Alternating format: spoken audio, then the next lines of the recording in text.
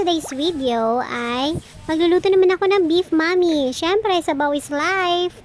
Pansin nyo naman, mga nakaraan, puro na tayo mga dried, fried. O, commercial muna.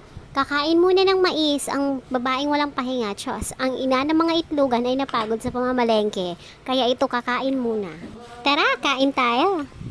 Ganito kumain ng isang nanay na pagod galing sa palengke, Diyos.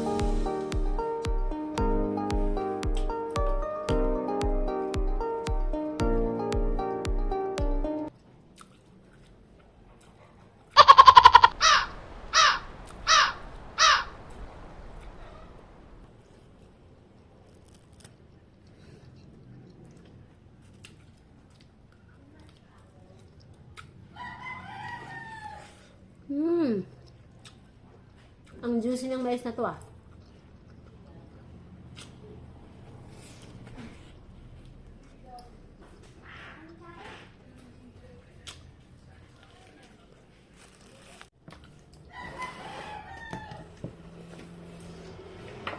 What?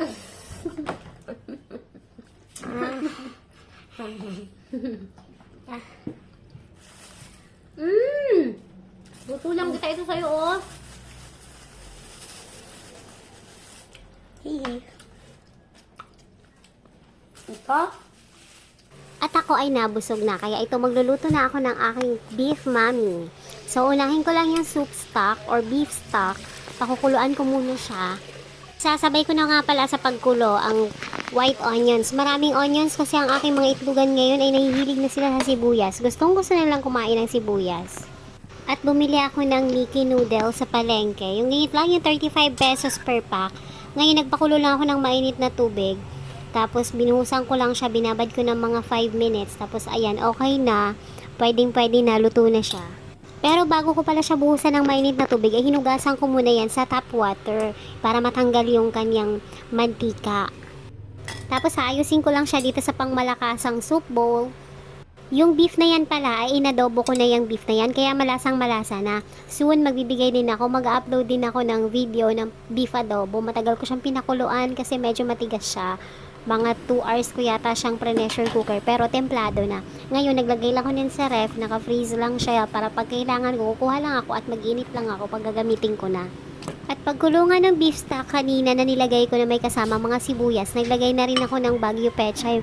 Medyo mas mura siya ngayon kaysa sa repolyo, kaya kapit tayo kay Baguio Pechay. At kailangan nga pala lagi may gulay ang aking lulutuing ulam kasi ang aking mamaliit na itlogan, naghahanap talaga sila ng gulay. Kaya ayon, naisip ko to kaysa pagluto ako ng instant noodles para sa kanila. Magsastock na lang ako ng kaunting gulay, tapos itong beef naka-freeze lang. Kukuha lang ako pag kailangan ko. So instead of instant noodles, beef mommy na lang ang kailang merienda.